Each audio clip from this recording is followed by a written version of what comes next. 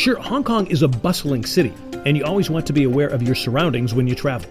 But this is a safe and relaxing environment, which allows you to relax and enjoy all Hong Kong has to offer. It's also a great people-watching town. Notice the combination of cultures and nationalities that either live or visit here. You see it clearly in Lan Kwai Fong, also known as LKF. Now, during the day, tourists and locals battle cars for walking space. At night, the cars are gone, and everyone is free to walk and enjoy the party. Just don't drink too much and roll down this steep hill, though.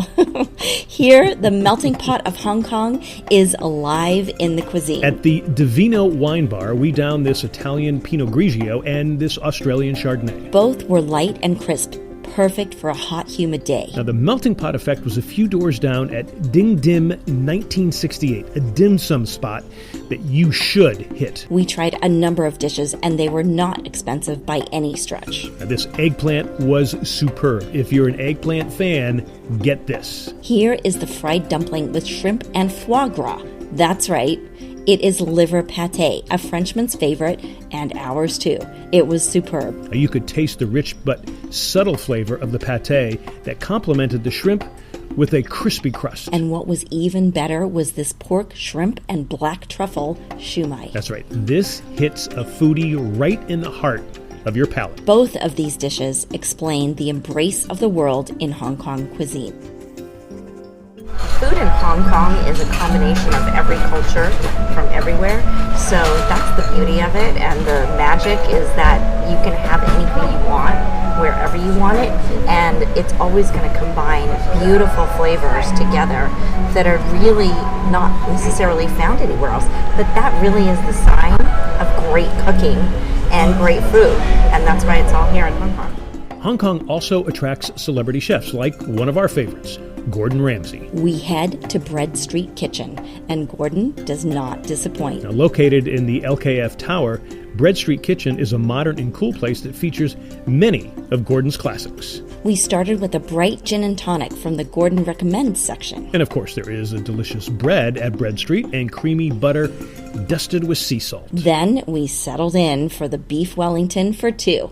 It's delivered in perfect fashion, medium rare and tasty, with a puff pastry that tucks a delectable mushroom duxelle underneath. Allow 45 minutes for the Wellington to be prepared for you. And for dessert, well, we can't resist Gordon's sticky toffee pudding with clotted cream. Rich and decadent, this incredibly delicious dessert will fill your senses with glee. Now, another place is the Fish Bar at the JW Marriott, and you don't have to be a guest to be there. We had two of their cocktails. The first was a lemongrass mojito with Bacardi lemongrass infused rum. It was light and fresh, perfect for the tropics. The second was a dark rum ginger flower with rum, elderflower, ginger beer, Campari, and bitters.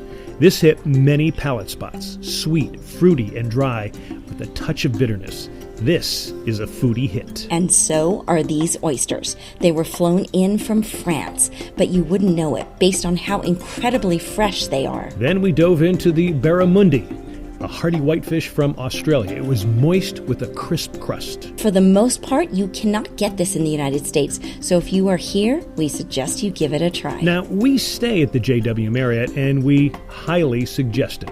If you're a rewards member, make sure you gain access to the executive lounge.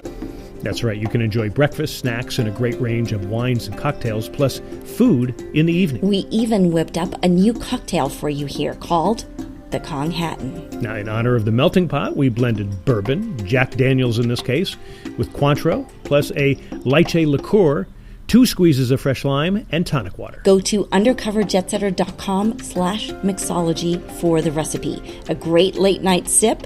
You're welcome. The only danger here at the JW Marriott is that it pampers you so much that you might not want to leave and explore the rest of Hong Kong. That's true. The JW Marriott is right in the middle of Hong Kong Island at the Admiralty exit for the MTR, so it is very easy to access all of the island.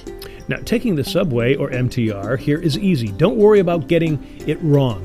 Feel free to ask questions and get guidance from friendly experts. Getting around with taxis is also easy. Beware though, sometimes they may refuse to take you for two reasons. Now, the first is the ride is not far enough for them to make enough money. The second is they are near the end of their shift and they will want a fare that is heading in the direction of where they live. Now, Uber is available as well as Grab, which is similar to Lyft.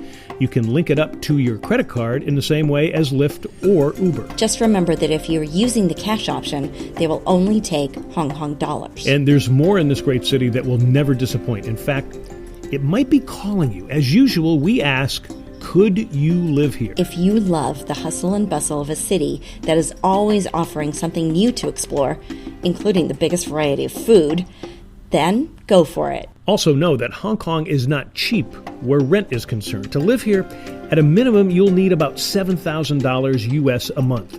Half of that will take up your apartment rent for a small pad. In other words, the stuff in your 4-bedroom house in the US is not coming with you. That being said, you can eat very cheaply here. That's right. Hong Kong allows for some amazing cheap eats, as only Hong Kong can. We hit this noodle house, Chim Chai Kee Noodle, and got noodles with double wonton. And the noodles are homemade and out of this world. And the shrimp wonton are fresh as they can be here in Hong Kong and very tasty. The broth is savory and earthy, a palate delight.